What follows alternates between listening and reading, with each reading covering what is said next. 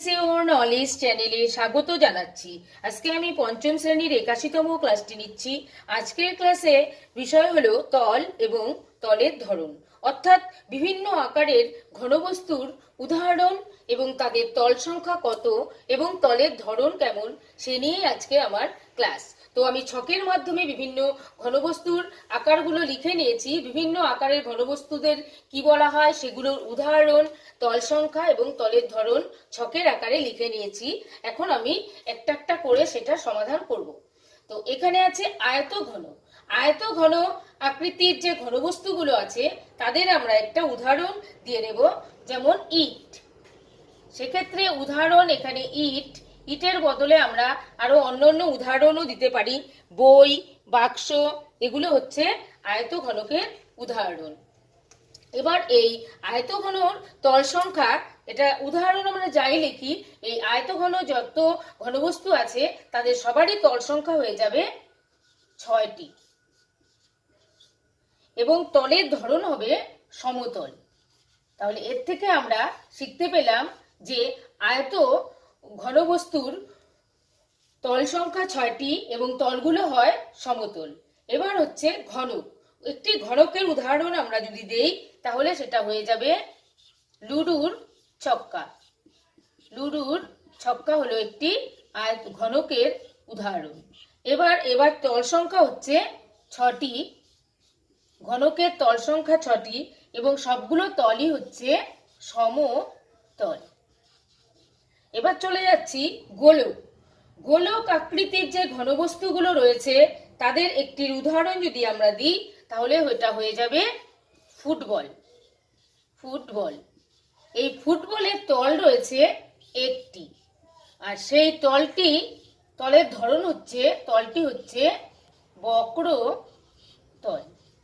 তাহলে গোলক আকারের ঘনবস্তুর উদাহরণ ফুটবল, তল হচ্ছে একটি, তলটা হচ্ছে বক্রতল। এবার চলে যাচ্ছি নিরেট অর্ধগোলক। নিরেট অর্ধগোলক আকৃতির ঘনবস্তুর উদাহরণ হলো পেপার ওয়েট। পেপার ওয়েট হচ্ছে একটি নিরেট অর্ধগোলক, এর তল হচ্ছে 2টি। এই তলের মধ্যে একটি হচ্ছে একটি তল, একটি সমতল, আর একটি হচ্ছে দুটোর মধ্যে একটি সমতল আর একটি হচ্ছে বক্র তল। চলে যাচ্ছি পরবর্তী ঘনবস্তু শঙ্কু। শঙ্কু আকৃতির ঘনবস্তুর উদাহরণ হলো আইসক্রিমের কোন। আমরা একটি করে উদাহরণ দিচ্ছি। আইসক্রিমের কোন। আইসক্রিমের কোণের আকার হচ্ছে শঙ্কু আকৃতির, এর তল হচ্ছে 2টি। শঙ্কু আকৃতির যে ঘনবস্তু তার তল থাকে 2টি, একটি হচ্ছে সমতল